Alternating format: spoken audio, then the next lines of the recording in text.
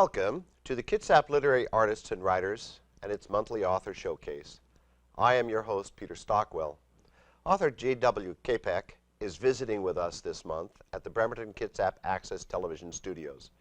JW and I met at a meeting of the Kitsap Literary Artists and Writers.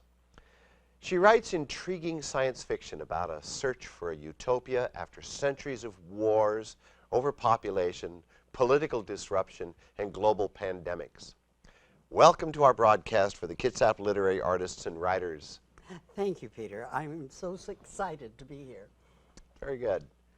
Well, how did you get to begin this career as a writer? By listening. My grandmothers told wonderful, wonderful stories, and I listened to those stories. I listened to Saturday morning radio shows like Let's Pretend, and I became a raconteur, which is a funny word for a storyteller, a teller of tales. And by second grade, I was telling stories to the rest of my class. The teacher would have me stand up and tell a story to the kids once the work was all finished. And so I went from there to working on live television, where I told stories, on children's television when it was all black and white and live. And from there, I kept going, and stories just became the way I told things, the way I saw things. And later, when I went to working with live television, it was KOPO. That was the Copo Land, which we told stories for children on local television. Well, your stories are unusual, kind of a combination of science fiction and fantasy, as I would take a look at it. Your first book, The Deerware Awakening, is really kind of a dystopian book looking for a utopia. I kind of think of it another way. I think of it's a utopia becoming dystopian. It's a story about the 24th century, after all of these terrible things have happened, and you are learning about a special community.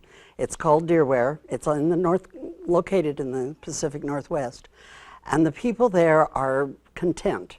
They have computer systems running their lives for them. They have three sexes, three independent individual sexes, male, female, and uniales. And they are all complete human beings. And they even have their own pronouns and added to the language. The new pronouns were occasioned by the Bureau of Standards of Deerware. And they are the NHE, N-H-E, for he and she. They're NEM for his and her. And they're NES for his, hers. And there's other vocabulary words that encompass this third sex. The family unit entails three people, male, female, and a wifend. A wifend? A wifend. And explain a wifend. The wifend is the uniale of the family. So that you have those three. That's all three adults. So you really have to read the book to find out the role of the Or at least uniale. read the glossary in my website. That's good. Okay. The reason that the uniales were able to become fully functioning human beings is that they were genetically designed, and they have immunity built in to all of the pandemics that were going and scourging through the world. They have the immunity. They have the best and the worst, the best, mostly, of the males and females, which kind of raises a question, what is the best of the males and the females? But they have that included. The genetic spectrum, which we are experiencing in our newscasts every day now, was extended so that the uniales became true, independent, individual sexual identities. But most of all, they're human identities. And their life is the human aspect of blending all of these different needs.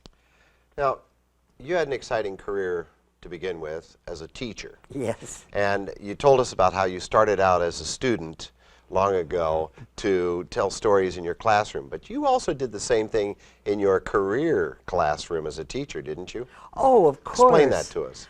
Well, when you're talking to a bunch of students who are teenagers who are ready to turn you off at any reason, you do whatever you can to keep them incorporated in what you're learning.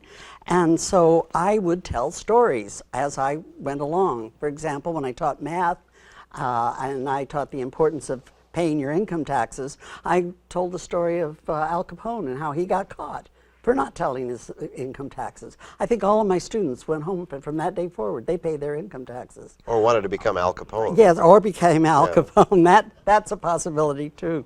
I also used it to describe the history factors. When different parts of history, I tried to put in personal contacts. I can, in our classroom, we constructed the Senior to Senior Telecommunications Project. We had donated computers. We went online. AOL gave us a grant. And we went online, and my students were able to correspond with citizens all over the world. When we talked about World War II and I, they asked questions, and they got the personal contact of what these people had lived through. Not just a history book telling you, they had actually lived through it. And there was one interesting story I remembered from an English woman who heard on the radio about, during the World War II, she heard of the bombing of Pearl Harbor.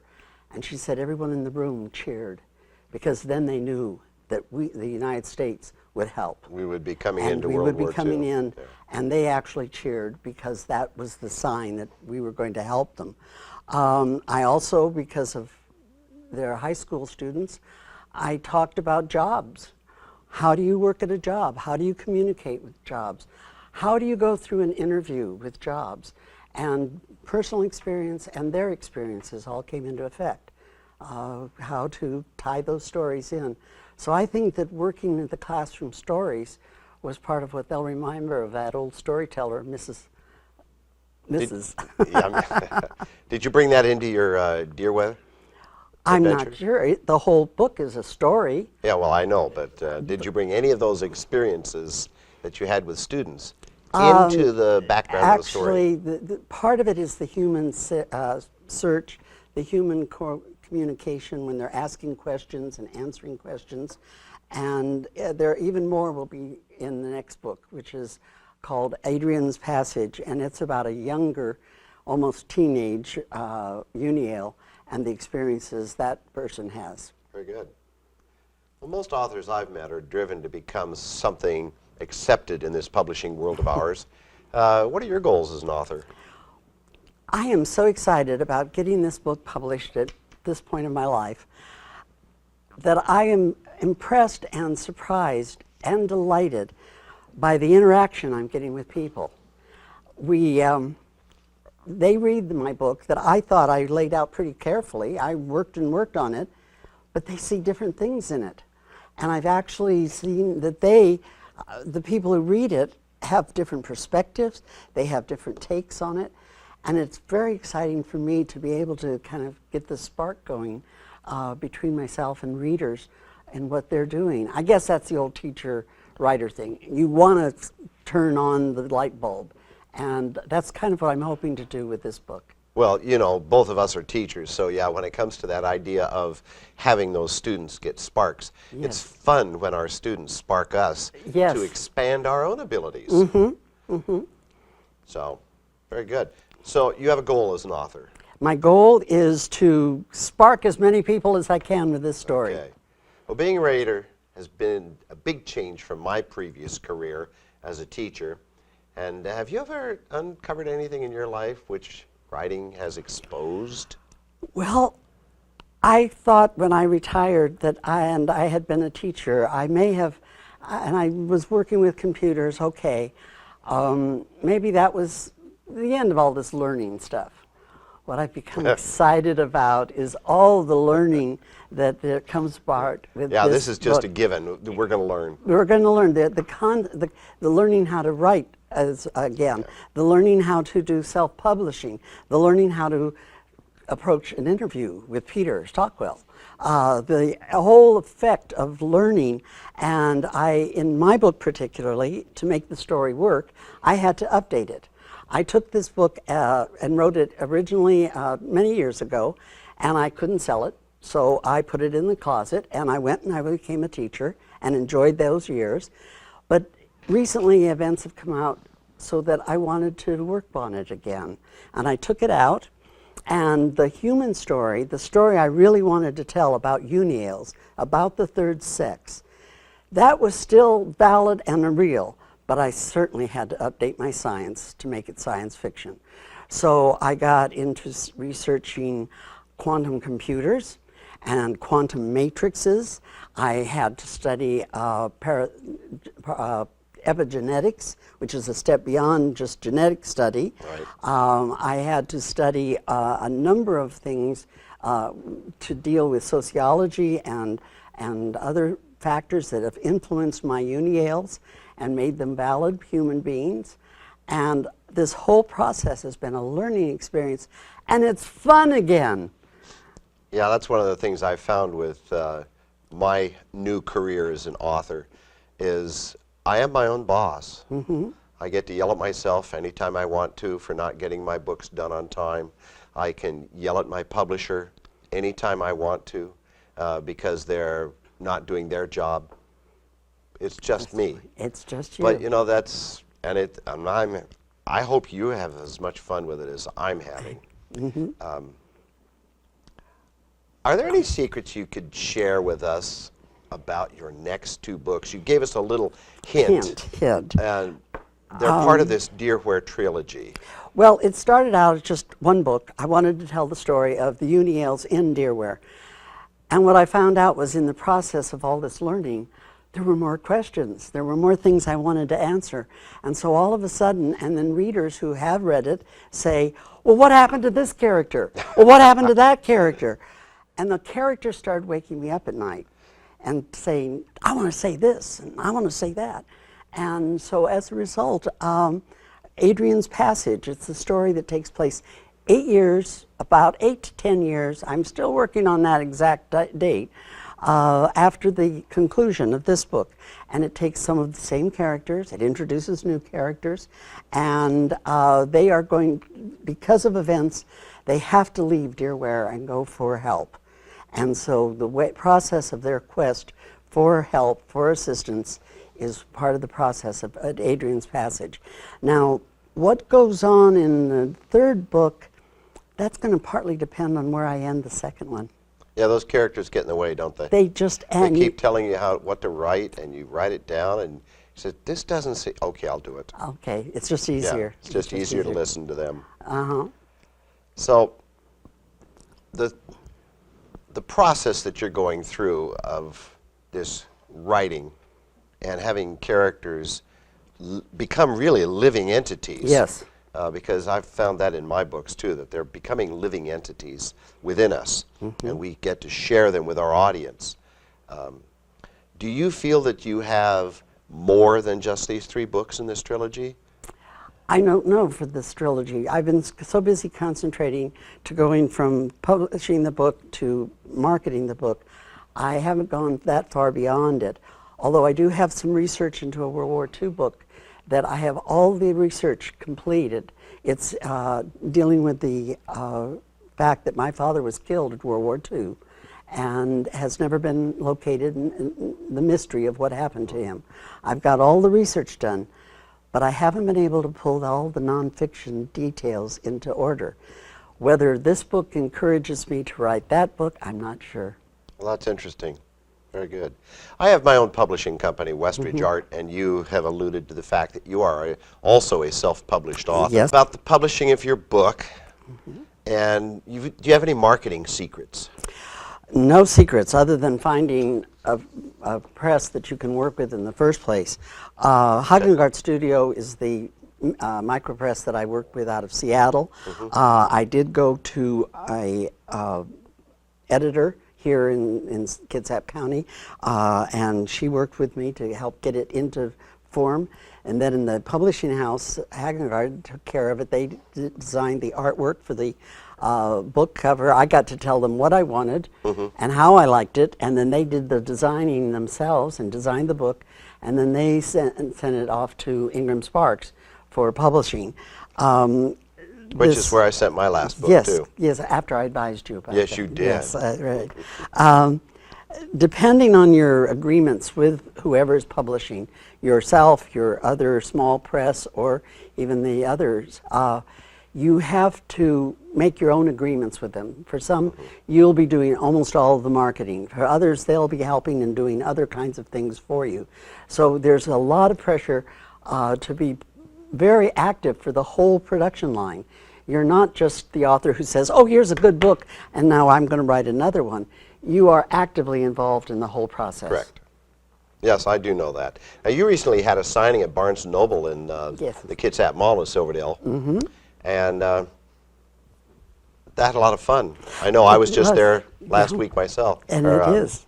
In December myself, right before Christmas. Now, do you have anything else coming up? Any other events over the next few months? Not so far. I have I'm going to join a book reading group in Kitsap County in a couple of weeks. I was visiting Sacramento, and I went to the Barnes & Noble there, and they said that they would work out an event with me if I could get my scheduling, plus a readers group there in Sacramento. I am also hoofing it one bookstore at a time to arrange events here in Kitsap County. So it's kind of it's part of the process again. I really love those book signing. That's fun. They are kind of fun. Yes, yeah. And I would like to do some more of those. I would love to do some more of those. Well, one of the things we've been doing is with Kitsap literary artists and writers and our group meetings that we have on the first and third Wednesdays of the month over at the Family Pancake and Dinner House in East Bremerton. And you've been there. And we're sharing all of these marketing ideas that we're doing. One of them I share with you is you can send letters to all of the bookstores. I'll help you with that. Okay. Because I have their list. All right. And that way you don't have to hoof. Well, but this is part of my interaction. It is fun to interact with the managers at those bookstores. Oh, certainly it is. And you have a book in your hand, and you have it right there, and you say, I'd really like you to do this. And they look at it, and they say, ooh, that looks good. Okay, all right, how do we get it? And you say, it's on order, and they can go to their computer and sign it. Yeah. So that's fun, too. It's always fun when they can look it up and, hey, it's right there. Yeah, it's good. If a book club or other organization wanted to invite you to speak, how do they get a hold of you? I've got a website. My website is available, and I think there it is. There it is. And it has an email process. They can send right to the email. But also, if they look at my website, they'll find out a whole bunch of other things about the book. There's a glossary, there's a review, there's a picture, a caricature of me that was taken at a very wonderful picnic. There are stories. There's even a bedtime story to tell your children and explain to them how there is a third sex. And you'll keep them up all night with that one. Wow, we'll have that little spark going on. All right, so you've already told us about Adrian's Passage and Clemen's Voyage, the next two books, and how they're going to relate to this first book that you have. Same characters, as you said. Some of the same Some of the same characters. Who's the main character in Dear Where? Norrell is the main character. It's Nies Uniel, who is also a reclamation engineer. And Norrell has this family unit with Damien and Theta, and there's something wrong. There's something wrong for Norrell. Norrell wants there's a certain longing inside him that he's not quite sure of why it's there. But then the whole culture always has a third option. And when the third option comes up, Norrell cannot go along with his family. And so, again, there's a family unification certificate on my website. Now, is Norrell going to carry through to the next book? Norrell is in the third book, and actually, this is a secret. Okay, let's keep the secret between us. Don't tell anybody on the TV. Adrian is Norrell's offspring. As a Unial? Yes, of course. Excellent. You'll learn about that process too. Yeah, you in have to read the book. You have to read You the have to book. read the book. Just like anything we do, we tell all these little secrets out here to kind of put our, you know, if you look at our logo, we've got those claws on the end of those pens just to dig our words into the creatures that read our stuff. Yes, and we have fun with it. So what do? How do you work your art of, your craft of writing? Well, as I said, this book was actually a first draft. The first time I wrote it, I was going to become a great author, and this was going to be my masterpiece, and everyone would know about it. Is this something familiar to anybody? Anyway, when I'd lived my life through and enjoyed doing so, I decided that this book was going to be my bucket book. I wanted a book published, and I wanted to do this, and I loved this story. So I went through the production. I had as I said, I worked with the Gene Hager of the Independent Editors Guild. I worked with David Mecklenburg of Hagengard Studio. I communicated with every person I could to know what to do, and I struggled. My husband kept encouraging me all the time, from the first writing to now. Always supportive of me, that this is a good story, you got to tell the story. But I struggled with every word, and especially when I had to change words. And I had to create new words that would be viable in the language. And it all worked, and it was a struggle with every word. I don't know how many times I revised it and revised it and revised it. Oh, I do. I get an idea how it is, because I do that with my books. I do that with my emails. Do you attend any conferences? I did a number of conferences in the past, and since I have been working this year to get the book published, I haven't attended any new ones yet, but I'm anticipating that. Well, very good, because I do go to conferences myself, and I've learned a great deal. I know. From some of the greatest writers that we have in this world, and they're very willing to share. Yes. And I think that in itself is a benefit to any of us who want to improve our craft. One of the things that has impressed me, I thought I was the only person who, had this, had this desire to write like this. And I find that whenever I tell a person that I've written, they all have books they want to write. Yes. And it's an important purpose to many, many, many people. And I'm just so glad I got to do it. Whenever I get an idea, I write down the synopsis for it. So I have some like 20 synopses ready to go. Where the book's going to head, I have no idea. But I got a general understanding of it. I even picked up one a week ago. Well, it was a week before Christmas. And all through the house. No, that's another story. No, I was part of the Bremerton Chorale. And we were singing the week before Christmas for the Hallelujah Chorus. And the soprano, Tess Altaveras, is very, very good. But she showed up at our Sunday afternoon show. She's dressed all in daytime clothing. And the tenor told her something about where to go. And I turned around, talked to somebody, and I don't think it took me more than about 3 minutes. I turned around, she's in her outfit. And I said, my gosh, Tess, that was quick. I didn't even see you go anywhere. She said, I'm just a soprano in a bag.